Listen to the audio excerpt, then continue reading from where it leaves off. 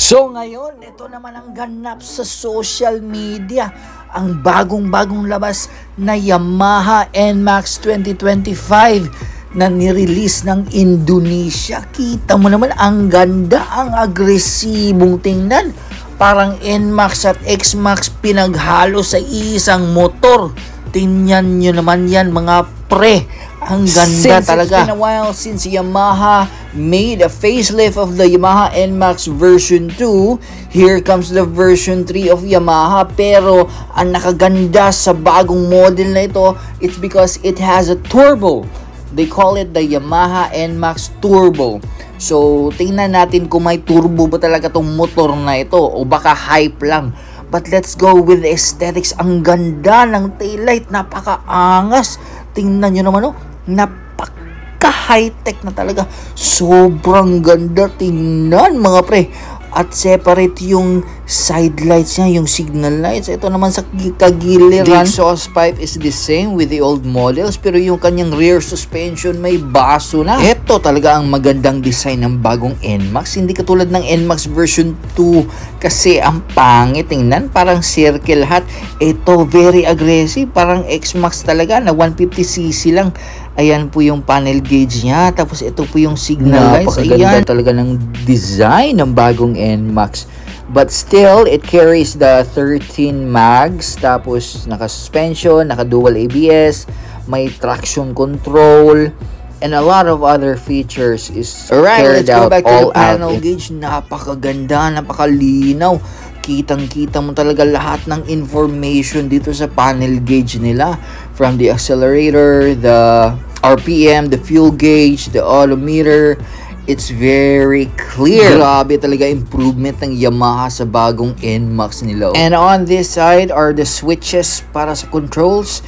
Yan po yung sa headlights, sa signal lights, sa horn, tsaka sa menu to switch between menus sa panel gauge ng bagong Yamaha NMAX version 3 Turbo. And for this model, I think marami po silang variants when it comes to the all-new Yamaha NMAX Turbo.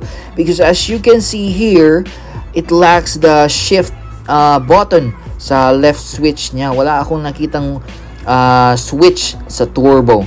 So, I think it's a higher model spec ng bagong release ng Yamaha NMAX. And ayan, keyless na po siya. Remote key po yata lahat ng units. And this is the bigger U-Box storage ng bagong NMAX version 3 na Turbo. Ayan, yan po yung susi niya. So, napakaganda, maluwag. Marami kang pwedeng ilagay dyan. And here's a short explanation of the YE CVT ng bagong Yamaha NMAX Turbo. Kasi it's electronic na. I think it's electronic. May electronic components na when it comes sa CVT because of this feature na turbo, yung YE CVT that makes your motorcycle accelerate faster with 3 modes of shifting. We'll see about that here. So Yamaha is really diving into the future of motorcycle upgrades. So since this is an automatic transmission motorcycle, they made a feature that functions like a paddle shift. Kung sa kotse pa to, parang naka-paddle shift, yung automatic na kotse na may paddle shift gears sa bandang manubela. Ito po yun sa motor. So ito po yung scooter na may paddle shift. Yun yung pagkakaintindi ko. Tingnan natin sa explanation nila. So ito po yung CVT. Ayan po yung electronic component na nakalagay sa anong tawag dito, sa pulley. So may pipindutin ka lang dyan sa shift. Yan yung function ng YE CVT.